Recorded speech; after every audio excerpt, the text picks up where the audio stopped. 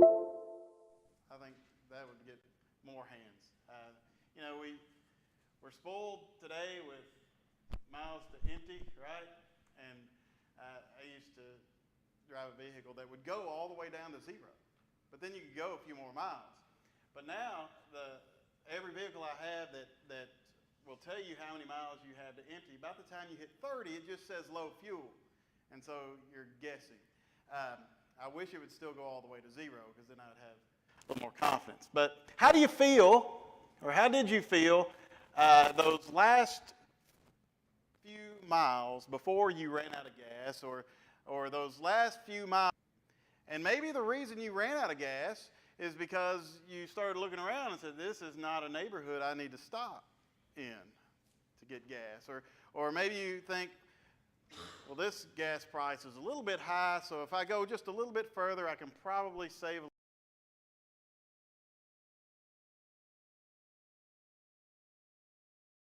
nervous about what may or may not happen. And I'll suggest to you, if you're in a neighborhood and you think that it's not a safe neighborhood to stop and buy gas, it's not a safe neighborhood to run out of gas in either. So keep that in mind. It's better to have gas than to not. So in John chapter 15,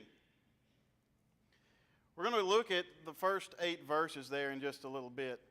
But I think even those of us who have not run out of gas in our vehicles, those of us who have never come close to running out of gas in our vehicles, maybe emotionally themselves in that situation, running on fumes. And Jesus here is encouraging them and providing them with information that will tell them how to not, that will tell them how to recharge or how to refuel themselves. And at the very end, he says, and so prove to be my disciples. What is a disciple? A student, a learner, a follower. And so as disciples of Jesus Christ, we are learners. We are followers. Or as Paul would say, we are imitators of Christ. He said he was, and we should imitate him. So let's imitate Christ if we're Christians. And so how were these apostles, and how are we supposed to keep on keeping on when everything seems to be against us? When things get difficult, when things don't go our way, when we're just completely worn out. Jesus, at the end of chapter 14, he's been talking. He's washed their feet in chapter 13. He's told them, I'm going to prepare a place for you. In the beginning of chapter 14, he promises the Holy Spirit. This is all happening in the upper room, and then he says at the very end of chapter 14, rise, let us go from here. And so we assume that that's what they do. They get up and they leave the upper room. Where are they going? Garden of Gethsemane. They're going to the Garden of Gethsemane. And what's going to happen there? We know. They didn't necessarily know, but we know. Jesus is going to pray, and then Jesus is going to be arrested and hauled off. And so this, I think, would be a good time for Jesus to give some encouragement to those who are going to be following after him. And so what he does is a mental picture. And I'm assuming that probably on this walk from the upper room into the Garden of Gethsemane that there's some grapevines. Jesus was the master teacher, and Jesus often used things that were right there at hand to teach lessons to those who were following him. And so I think it's maybe safe to assume that that's what's happening here. They're walking, and Jesus is continuing to teach. They see this grapevine, and Jesus says, I'm the true vine, and my Father is the vine dresser. Every branch in me that does not bear fruit, he takes away, and every branch that does bear fruit, he prunes, that it may bear more fruit. Already you are clean because of the word I have spoken to you. Abide in me, and I in you. As the branch cannot bear fruit by itself unless it abides in the vine, neither can you unless you abide in me. I am the vine. You are the branches. Whoever abides in me and I in him, he it is that bears much fruit. For apart from me you can do nothing. If anyone does not abide in me, he is thrown away like a branch and withers. And the branches are gathered, thrown into the fire, and burned. If you abide in me and my words abide in you, ask whatever you wish, and it will be done for you. By this is my Father is glorified, that you bear much fruit, and so prove to be my disciples. Is Jesus giving them a lecture on the best way to grow grapes? No, this is a spiritual lesson, a deeper lesson, encouraging them to keep on, even when they don't feel like it, and then telling them how to go about doing that. When we're running on empty, when we're not sure of what we're going to do, we're not sure if we're going to make it, I hope that this is a passage that we can look to that will encourage us to keep on keeping on. I want to look at it a little bit backwards. We're going to start with the third point and work our way back to the first point. And part of that's because of the time. And I want to make sure that we get to the third point, right? And so if you want to do that, we'll just start with it. And then we'll work our way from the end back to the beginning. And what's the goal of growing grapes? In a worldly sense, what is the goal of growing grapes?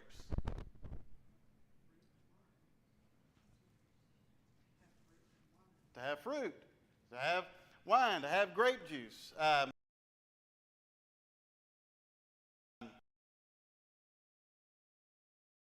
Fruit in the entire world. That becomes the raisin. But that's what grapes are for. And so if you're going to grow grapes, the goal is to produce grapes. You want the grapes. What's a grapevine good for besides producing grapes?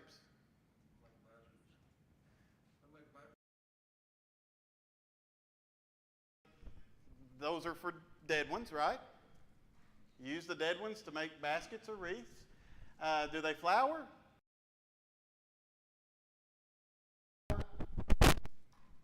Not really. Are the leaves beautiful? Would you sit under the shade of a grapevine?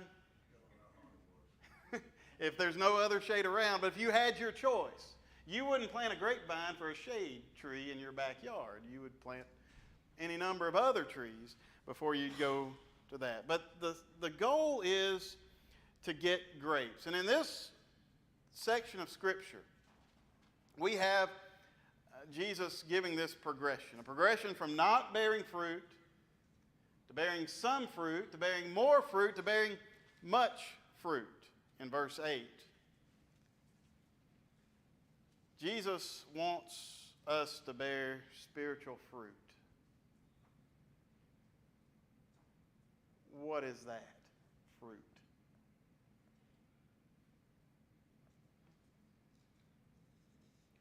Now, there are a lot of ideas, and so surely some of you have at least one of them. What is the fruit that Jesus is saying that we have to bear? We are Christians, right? We want to be disciples. We want to prove that we're disciples. And how do we do that? By bearing much fruit. And so we ought to know, what is the fruit that we are to bear to prove our discipleship? More disciples? Okay. So this could be Jesus saying, look, if you're going to be a Christian, you're going to produce more Christians. Okay, that's an option. Any other options? The fruit of the Spirit. Galatians 5, 22 and 23, love, joy, peace, patience, kindness, goodness, faithfulness, gentleness, and self-control. The fruit of the Spirit. And are there any other options? Anything else you can think of?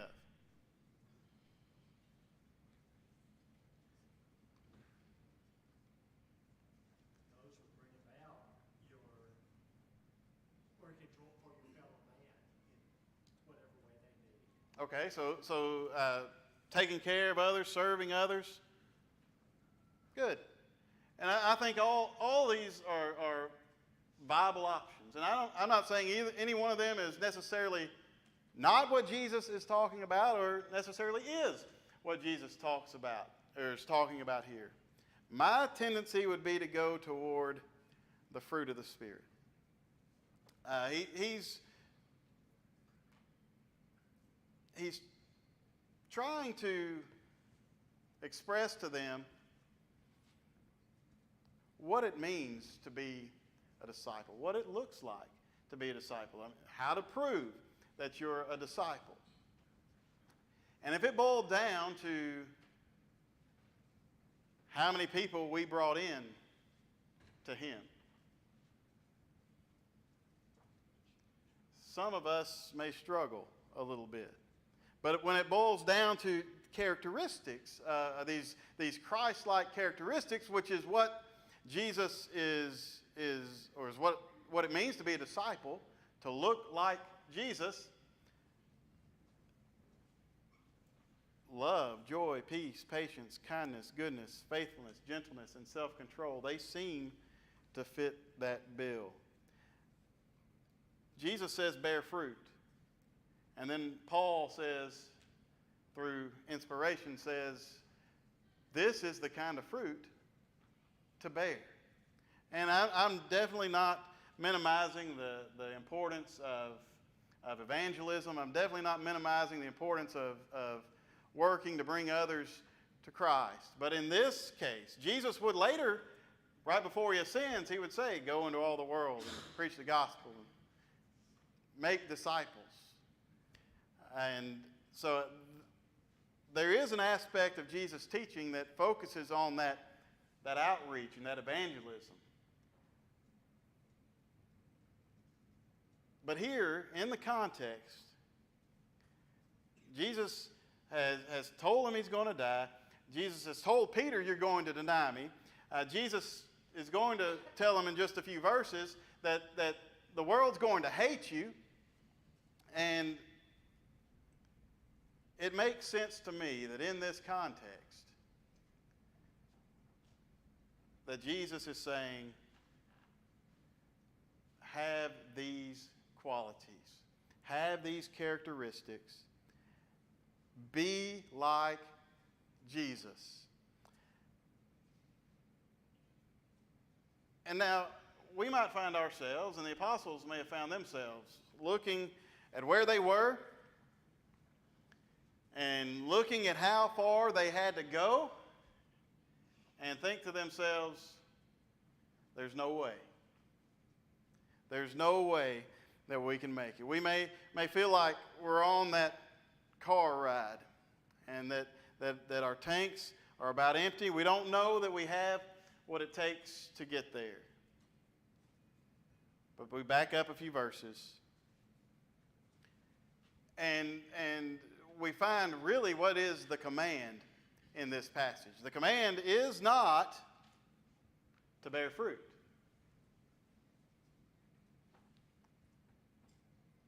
The command is not to bear fruit. What is the command in this passage?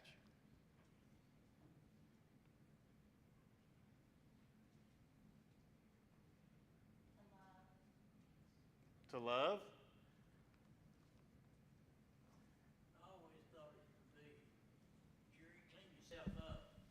Do this kindness and love and charity and self-control. That's the way I've always taken out of this text. Okay.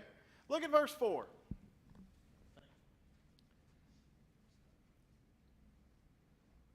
Abide in me.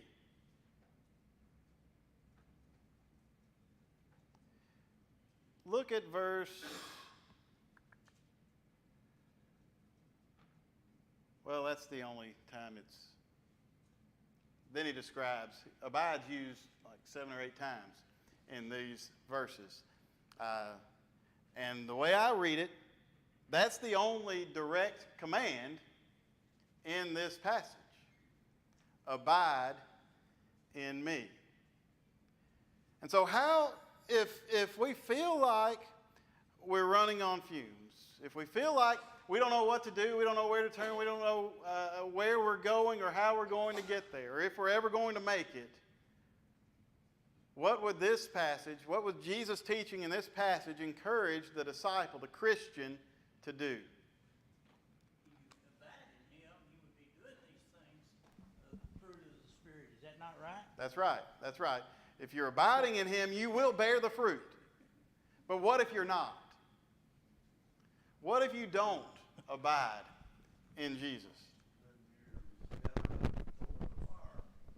So you cut off some grapevine. What happens? If we're not familiar with grapes, maybe you're familiar with an apple tree. Cut off a branch from an apple tree. What happens to that branch? How much more fruit does it produce?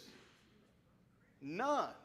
It has to be connected to the tree. It has to be connected to the vine. If it doesn't, it withers and it dies. So, is it important to abide in Jesus? Can we do things on our own and succeed? Can we do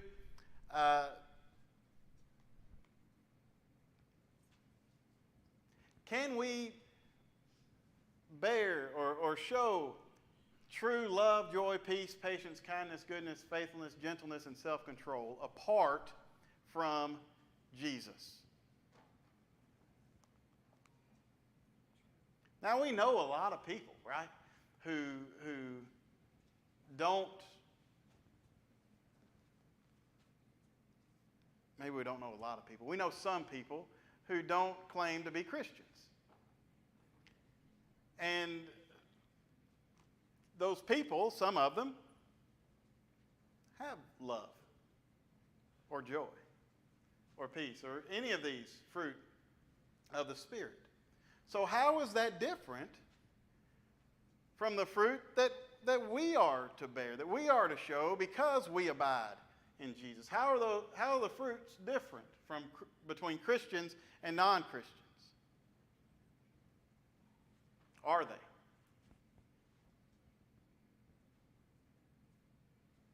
So there's a few heads shaking up and down. And so, well, James, to the are they question. So I'll ask the how question. I think you could kind of, the way that I look at that is when you look at the difference between Saul and Paul. Because very often, I think we run into people in this life that maybe they haven't had the advantage of the upbringing that many of us have had, being brought up, where Christ was the center of their family, like it's the center of ours. When Saul was persecuting Christians, he was doing what he thought was right. He just needed direction. He was shown the light by Christ to say, you're persecuting me. You're doing the wrong thing.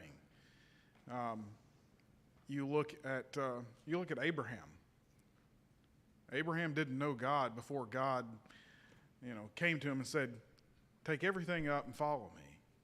I think there are a lot of people that they're just right there on the cusp.